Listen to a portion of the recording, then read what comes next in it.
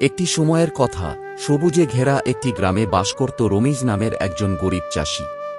তার ছিল ছোট্ট একটি কুঁড়ে ঘর, 1 বিঘা জমি আর 1 পাল গরু। সে ছিল সৎ, পরিশ্রমী এবং সবসময় অন্যকে সাহায্য করতে ভালোবাসত। রমিজের প্রতিবেশী ছিল হালিম, যে ছিল ধনী কিন্তু অহংকারী। হালিম সবসময় রমিজকে তুচ্ছ ভাবত, কারণ রমিজ গরিব ছিল। সে বলতো, পরিশ্রম করে কি আর বড় হওয়া যায়, টাকাই সব। রমিজ এসব কথা শুনে হাসত, কিছু বলতো না। সে নিজের কাজ নিয়েই ব্যস্ত থাকত। প্রতিদিন ভোরে উঠে মাঠে যেত, গরুগুলো দেখাশোনা করত, আর সন্ধ্যায় পরিবারের সঙ্গে সময় কাটাত। একবার গ্রামের আশপাশে একটি গভীর জঙ্গলে শেয়াল ও বাঘের উপদ্রব শুরু হল। লোকেরা রাতে বাইরে বের হতো না। গরু ছাগল চুরি যাচ্ছিল, ক্ষেতের ফসল নষ্ট হচ্ছিল। সবাই ভয়ে ছিল। একদিন হালিমের ঘর থেকে তার 2টি গরু হারিয়ে গেল।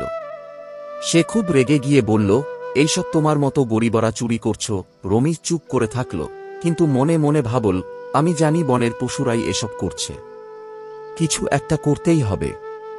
পরের দিন রমিজ নিজের গরুগুলো পাহারা দিতে শুরু করল।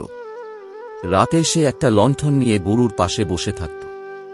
এক রাতে সে দেখতে পেল একটা শেয়াল ও বাঘ গোপনে আসছে।